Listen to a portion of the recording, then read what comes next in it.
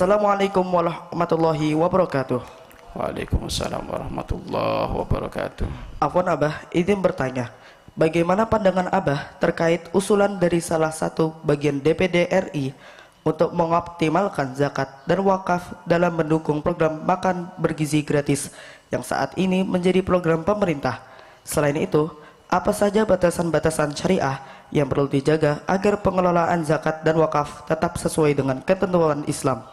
Mohon penjelasannya, Abah. Terima kasih. Masya Allah.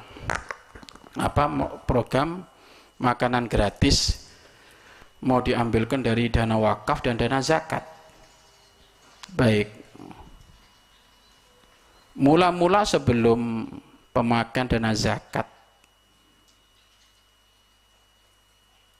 sama dana wakaf,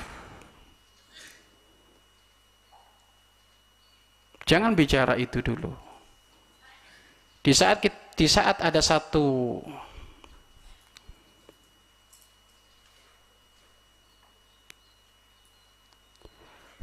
pejabat negara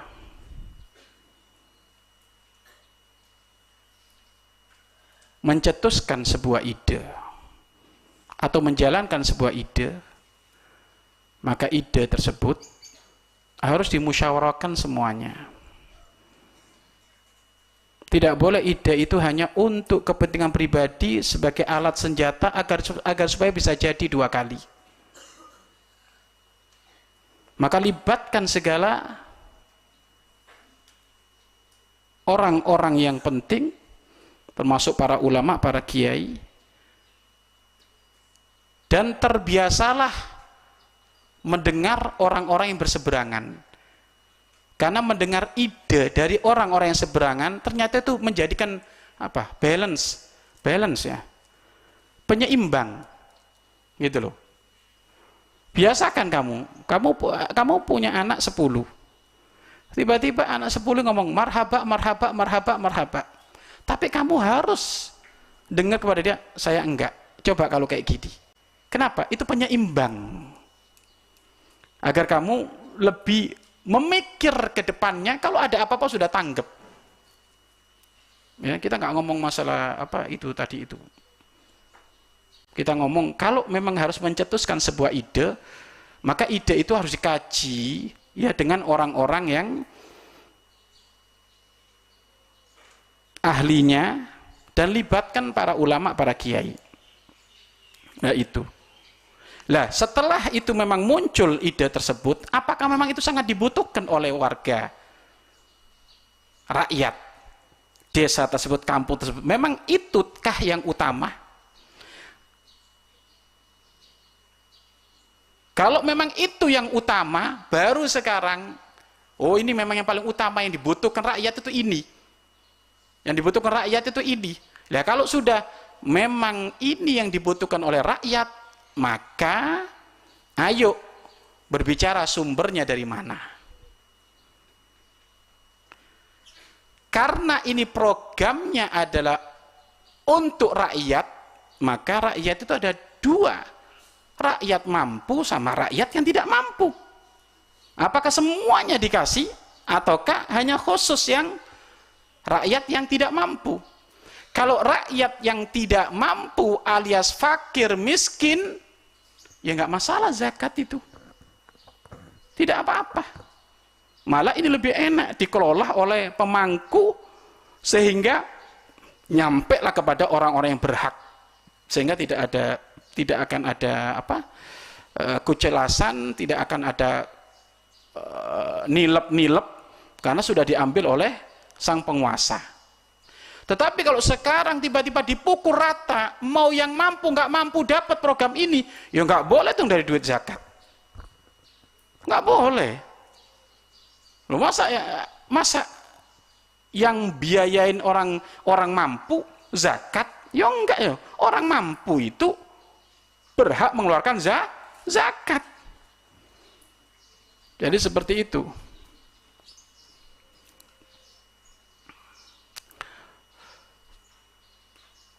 Jadi duit zakat boleh dikelola oleh negara untuk disalurkan kepada fakir miskin, boleh.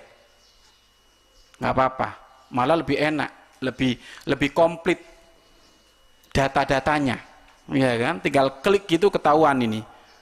Jawa Tengah berapa yang melarat, klik lagi Jawa Barat berapa, enak sudah. Karena perangkatnya lebih lengkap. Makanya program ini, program yang sudah diusulkan ini diperuntukkan untuk orang yang nggak mampu, ataukah semuanya umum? Kalau semuanya umum, nggak boleh dari duit zakat. Karena zakat itu lil fuqara wal masakin.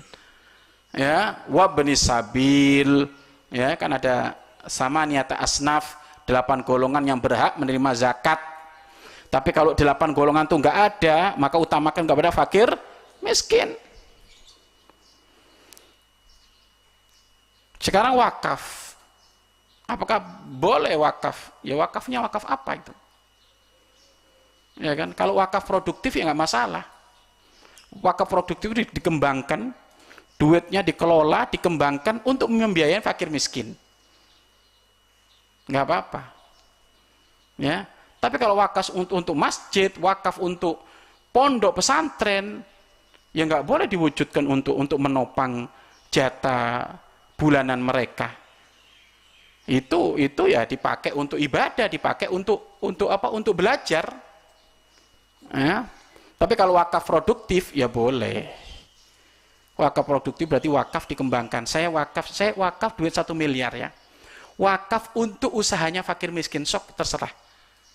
Kelola. Ya kan gitu. Saya sih dari sini berharap dari duit 1 miliar ini bisa membiayain 100 fakir miskin. Dikelola duit ini.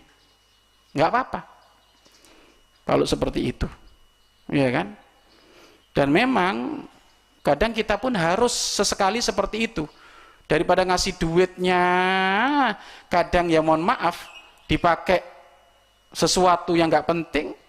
Kadang orang fakir miskin itu kalau punya duit, simpelnya daripada takut hilang, beli HP lagi. Kan gitu, beli motor lagi.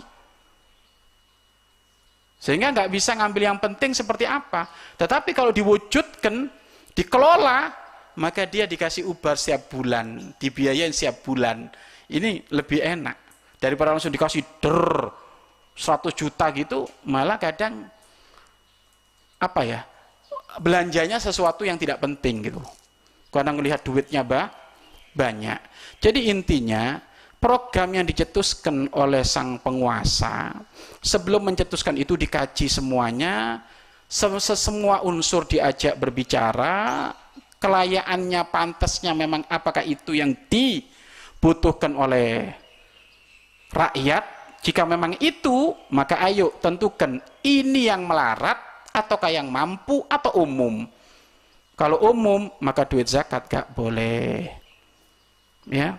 Tapi bagus juga di saat penguasa itu memikirkan apa ya, memikirkan kemaslahatan hidup, keberlangsungan rakyat, itu bagus sekali. Penguasa seperti itu bagus sekali. Tinggal memang harus ditata duitnya dari mana, itu saja, ya kan. Bagus sekali mikir pendidikan rakyatnya, mikir masa depan rakyatnya, makan rakyatnya, itu bagus, kita dukung. Tinggal ya tadi itu diperuntukkannya untuk siapa, ya, diperuntukkannya untuk siapa. Jadi berhak sekali negara itu mengelola zakat untuk diberikan kepada yang berhak dari fakir miskin. Itu berhak sekali karena mereka yang tahu kondisi data real orang-orang yang melarat, orang-orang yang miskin. Maka tidak masalah, ya. Tinggal memang pokoknya program itu dikhususkan siapa. Kalau khususkan fakir miskin udah boleh, nggak apa-apa. Pakai duit apa? Duit zakat tidak apa-apa. Ya kan, tidak masalah, ya. Wallahu a'lam bishawab.